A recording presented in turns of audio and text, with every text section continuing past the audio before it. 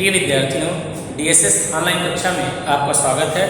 मैं हिंदी अध्यापक हेमवती नंदन सिंह। जैसा कि आप सभी जानते हैं, पिछले वीडियो में हिंदी व्याकरण के अंतर्गत हम लोगों ने विशेषण के बारे में पढ़ा था, जिसमें विशेषण का शाब्दिक अर्थ क्या है, विशेषण की परिभाषा क्या है, विशेष्य किसे कहा जाता है और विशेषण के कितने भेद हैं। तो हमने पढ़ा था कि विशेषण के 4 भेद हैं।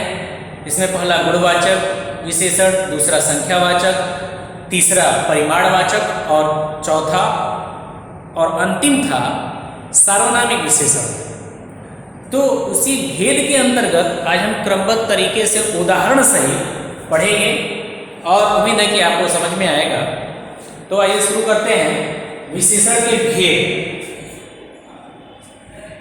विशेषण के 4 भेद होते हैं, जिसमें पहला है गुणवाचक विशेषण।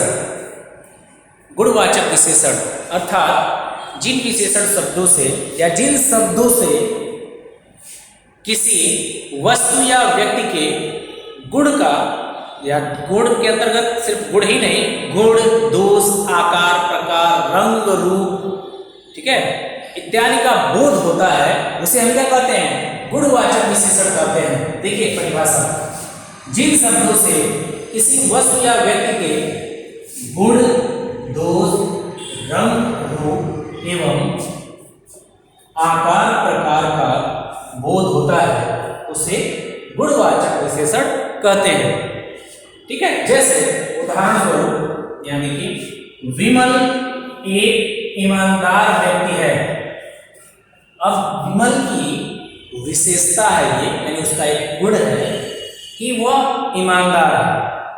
तो यहाँ ईमानदार क्या है? विशेषण है। और विमल क्या है? विशेष्य। जैसा कि मैंने पिछले वीडियो में बताया था कि विशेष्य किसे कहा जाता है? जिन संज्ञा या सर्वनाम शब्दों की विशेषता बताई जाती है उसे हम क्या कहते हैं? विशेष्य कहते हैं, जिसकी विशेषता बताई जाए। और यहाँ पर विमल की विशेषता बताई जा रही है कि वो क्या है? ईमानदार है, ईमानदार व्यक्ति है। अब देखिए दूसरा जो उदाहरण मैंने लिया है, वह महल बहुत ऊंचा है। यानी महल की विशेषता है कि वह ऊंचा है, अन्य महलों से ऊंचा है, यह उसकी क्या है? विशेषता है। तो महल यहाँ हो जाएगा विशेष और ऊंचा ये क्या है? विशेषण है। किस तरह का विशेषण है? गुणवाचक विशेषण है। इसमें विमल एक ईमानदार व्यक्ति, ईमानदार क्या है? उसका गुण है, गुणवाचक विशेषण है। अब दूसरा इसमें है संख्यावाचक विशेषण। जिन विशेषण शब्दों से संख्या या गणना का बोध होता है, या जो विशेषण शब्द संख्या या गणना का बोध कराते हैं, उन्हें हम क्या कहते हैं? संख्यावाचक विशेषण कहते हैं। अब देखिए इसमें जो है 2 तरह की संख्याएं हो सकती है, एक निश्चित, एक अनिश्चित।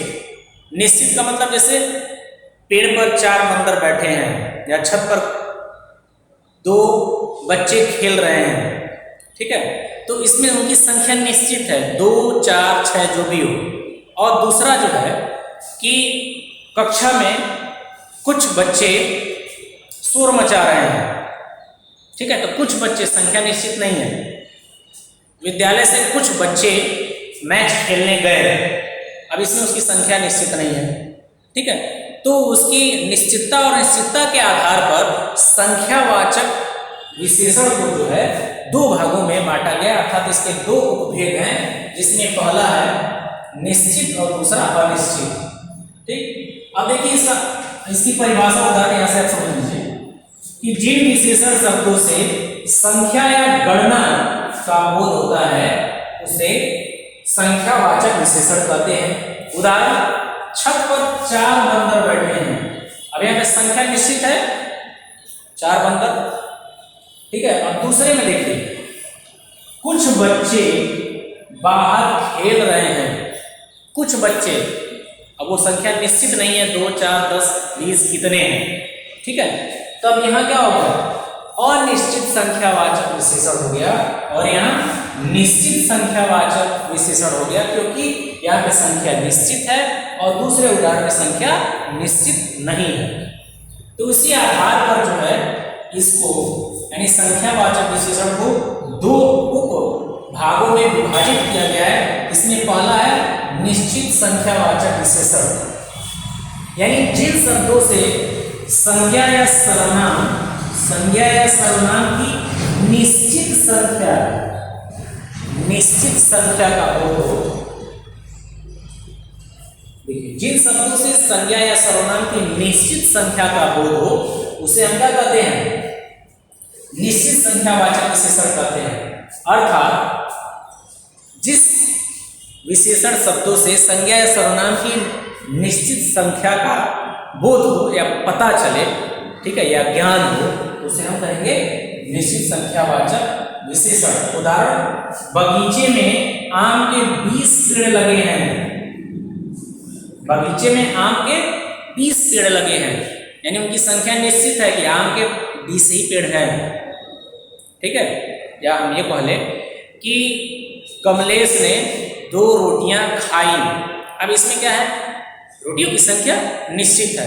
अगर हम ये कह दें कि बगीचे में कुछ पेड़ आम के भी लगे हैं, तब यहाँ उनकी संख्या निश्चित नहीं है, तो किसमें हो जाएगा? अनिश्चित संख्यावाचक। हाँ, देखिए, अनिश्चित संख्यावाचक विशेषण यानी जिन शब्दों से संज्ञा या सर्वनाम की निश्चितता का बोध नहीं होता है या उसका पता नहीं चल पाता है कि वो उसकी संख्या कितनी है, तो उसे हम क्या कहेंगे?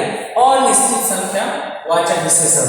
जिन शब्दों से संज्ञा या सर्वनाम की निश्चित संख्या का बोध नहीं होता है उसे अनिश्चित संख्यावाचक विशेषण कहते हैं। उदाहरण मैंने यहाँ पर लिखा है, बाहर कुछ लोग प्रतीक्षा कर रहे हैं।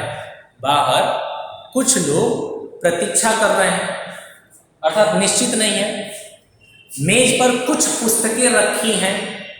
मेज पर कुछ पुस्तकें रखी हैं। अब पुस्तकों की संख्या जो है निश्चित नहीं है कितनी है, 2, 4, 6, 8, 10 कितनी है, ठीक है।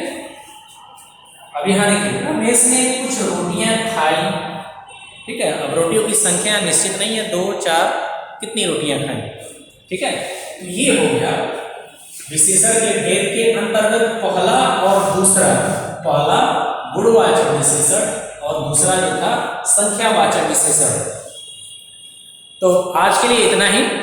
अगले वीडियो में फिर इसके विशेषण के 2 अन्य जो भेद हैं, परिमाणवाचक विशेषण और अंतिम सार्वनामिक विशेषण, उसके बारे में चर्चा करेंगे। आज के लिए इतना ही। धन्यवाद।